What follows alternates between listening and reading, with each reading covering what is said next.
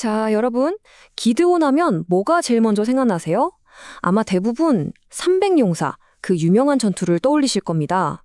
근데요, 정말 흥미로운 기드온의 이야기는 어쩌면 그 대단한 승리가 끝난 바로 그 직후부터 시작됩니다. 오늘 우리가 살펴볼 부분이 바로 거기예요. 오늘 우리가 같이 고민해 볼 질문이 바로 이겁니다. 한 리더의 진짜 모습, 진짜 실력은 과연 언제 드러나는 걸까요? 막 불꽃 튀는 전쟁터 한가운데일까요? 아니면 모든 게 끝나고 승리의 축배를 든 그 고요한 순간일까요? 사실 진짜 시험은 다 끝났다고 생각할 때 찾아오는 법이거든요. 그래서 오늘 기드온이 위대한 승리 후에 마주했던 시험들을 하나씩 따라가 보려고 합니다.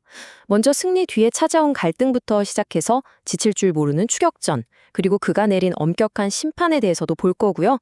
또 어떻게 왕관을 거절했는지, 하지만 어떤 치명적인 실수를 저질렀는지, 그리고 그 모든 것이 어떤 유산으로 남았는지까지 차근차근 살펴보겠습니다. 자, 그럼 첫 번째 이야기로 들어가 보죠.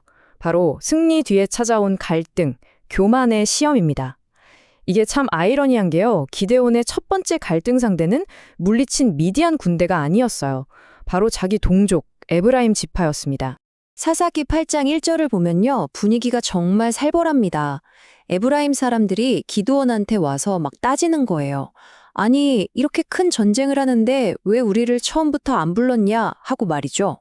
이들의 불만과 시기심이 얼마나 컸는지 자칫 잘못했으면 이스라엘끼리 큰 싸움, 그러니까 내전이 날 뻔한 그런 일촉즉발의 상황이었습니다. 전쟁의 주인공이 자기들이 아니라는 것에 대한 불만이 터져 나온 거죠. 자, 이때 기드온이 어떻게 반응했을까요? 보통 사람 같으면 내가 다 이겼는데 무슨 소리냐고 화를 낼 법도 하잖아요? 근데 기드온은 정말 지혜롭게 대처합니다. 오히려 자신을 낮추고 그들을 한껏 치켜 세워주죠. 에브라임의 끝물 포도가 우리 아비에셀의 만물 포도보다 낫지 않습니까? 이렇게요. 이게 무슨 뜻이냐면 여러분이 막판에 거둔 작은 성과가 우리가 처음부터 애쓴 것보다 훨씬 대단합니다 라고 말해준 거예요. 이 겸손한 한마디에 그 험악했던 분위기가 그냥 싹 가라앉아 버립니다. 바로 이 지점에서 우리가 배울 수 있는 게 참 많아요. 매튜 헨리 주석에서도 이걸 굉장히 중요하게 보는데요.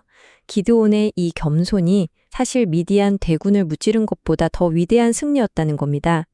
왜냐하면 적을 이기는 것보다 자기 자신, 자기 분노를 다스리는 게 훨씬 더 어렵거든요.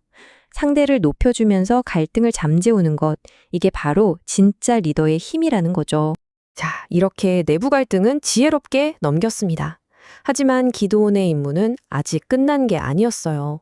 이제 두 번째 시험, 바로 인내의 시험이 그를 기다리고 있었습니다. 아직 도망간 미디안의 왕들을 끝까지 쫓아가야 했거든요. 우리는 보통 300명으로 73만 5천 명을 이겼다고 생각하지만 그건 시작에 불과했어요. 보세요. 기드온의 군대는 이제 고작 300명인데 도망친 미디안 군사는 무려 15,000명이나 남아 있었습니다. 정말 까마득한 숫자죠? 그러니까 전쟁은 아직 한창 진행 중이었던 겁니다. 사사기 8장 4절에 보면 이 상황을 딱 한 문장으로 표현해요. 피곤하였으나 추격하였더라. 정말 마음에 와닿는 구절 아닙니까?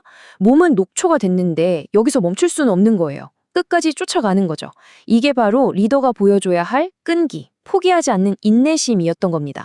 자, 그런데 이 끈질긴 추격전 중에 정말 어이없는 일이 벌어집니다. 기드온이 외부의 적이 아니라 또다시 내부의 동족에게 발목을 잡히게 되거든요. 바로 정의의 시험입니다. 지칠 대로 지친 군사들을 위해서 기드온이 같은 이스라엘 백성인 숫곳 사람들에게 부탁을 합니다. 제발 떡 좀 달라고요. 그런데 돌아온 대답이 정말 기가 막힙니다. 세바와 살문나의 손이 지금 네 손 안에 있기라도 하냐? 이건 그냥 거절이 아니죠. 완전히 조롱하는 거잖아요. 니까짓 게 그 왕들을 잡을 수 있을 것 같아? 이런 식의 비아냥이었어요. 적에게 당하는 것보다 같은 편에게 받는 이런 배신이 몇 배는 더 힘들었을 겁니다. 이 조롱을 들은 기드온이 그 자리에서 아주 단호하게 선포합니다. 내가 반드시 저 왕들을 잡아서 돌아온다. 그리고 그때 너희들을 심판하겠다고요. 그리고 그는 정말로 미디안 왕들을 사로잡은 후에 돌아와서 그 맹세를 그대로 지킵니다. 숫곳의 장로들은 들가시와 찔레로 아주 혹독하게 다스리고 분우엘의 망대는 헐어버리고 그 사람들을 죽이죠. 이전에 겸손하고 온화했던 모습과는 전혀 다른 공동체를 배신한 자들에게는 가차없는 정의를 실현하는 엄격한 재판관의 면모를 보여준 겁니다. 자, 이렇게 안팎의 모든 적들을 물리친 기드온. 이제 그에게는 인생 최고의 순간이자 어쩌면 가장 위험한 시험이 찾아옵니다. 바로 권력의 시험입니다. 사람들이 기드온에게 열광하면서 이제 우리 왕이 되어달라고 당신과 당신 아들, 손자들이 대대로 우리를 다스려달라고 합니다. 이게 보통 유혹이 아니죠. 모든 걸 다 가질 수 있는 순간이잖아요. 하지만 기드온은 여기서 정말 멋진 모습을 보여줍니다. 사사기 8장 23절에서 그는 단호하게 말하죠. 나는 여러분을 다스리지 않을 겁니다. 내 아들도 마찬가지입니다. 오직 여호와께서 여러분을 다스리실 겁니다. 모든 공을 하나님께 돌리는 바로 이 순간, 기드온의 신앙과 인격의 정점을 찍는다고 할 수 있겠습니다. 그런데 말이죠. 바로 이 지점입니다. 그의 인생에서 가장 빛나는 순간, 바로 그 직후에 기드온은 평생의 오점이 돼 그리고 이스라엘 전체를 위험에 빠뜨릴 치명적인 실수를 저지르고 맙니다. 바로 신앙의 시험에서 넘어지는 거죠. 이게 정말 안타까운 부분인데요.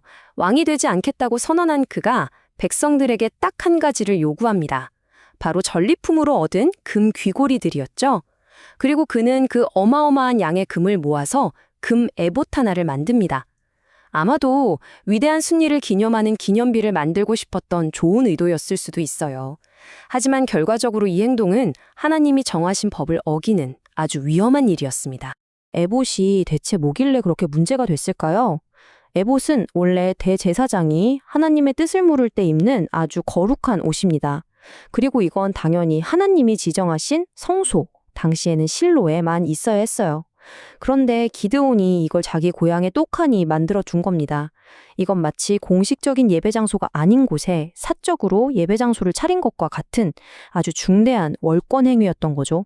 결국 성경은 이 사건을 아주 냉정하게 평가합니다. 사사기 8장 27절을 보면 그것이 기드온과 그의 집에 올무가 되니라 라고 말해요. 올무, 즉 덫이 되었다는 거죠. 선한 의도로 시작했을지 모르는 그 기념물이 결국에는 우상숭배의 통로가 되어버렸고 백성들을 하나님으로부터 멀어지게 만들었습니다. 그리고 비극적이게도 결국 기드온 자신의 집안을 무너뜨리는 덫이 되고 만 겁니다. 자, 그렇다면 이 모든 영광과 오점을 뒤로 하고 기드온이 남긴 유산은 과연 무엇이었을까요? 그의 복잡한 유산을 한번 정리해 보겠습니다. 기드온의 유산에는 정말 빛과 그림자가 뚜렷하게 공존합니다. 분명한 사실은 그가 살아있는 동안에는 무려 40년 동안 이스라엘 땅에 평화가 있었다는 거예요. 이건 대단한 업적이죠. 하지만 정말 안타까운 건 바로 그가 죽자마자 이스라엘 백성들이 언제 그랬냐는 듯이 하나님을 배신하고 다시 우상에게로 돌아갔다는 사실입니다. 한 사람의 리더십, 그 영향력이라는 게 얼마나 허무하고 일시적일 수 있는지를 보여주는 참 씁쓸한 대목이죠. 성경은 이스라엘의 마지막 모습을 이렇게 정리합니다. 첫째, 그들은 자신들을 구원해 주신 하나님을 잊어버렸습니다. 둘째, 그들은 바알부르시라는 새로운 우상을 섬기기 시작했고요. 그리고 마지막으로 그들은 자신들을 위해 그 모든 고생을 했던 기드온의 집에 어떤 은혜도 갚지 않았습니다. 한마디로 하나님과 사람 모두에게 배은망덕했던 거죠. 이렇게 오늘 우리는 위대한 승리를 이끌었지만 동시에 치명적인 실수를 남긴 지도자 기드온의 복잡한 여정을 따라와 봤습니다. 그의 삶은 우리에게 아주 묵직한 질문 하나를 남깁니다. 한 사람의 선한 영향력, 그 힘은 과연 어디까지 뻗어나갈 수 있을까요? 그리고 그 분명한 한계는 또 어디까지일까요? 이 질문에 대해 한 번쯤 깊이 고민해보는 시간이 되셨으면 좋겠습니다.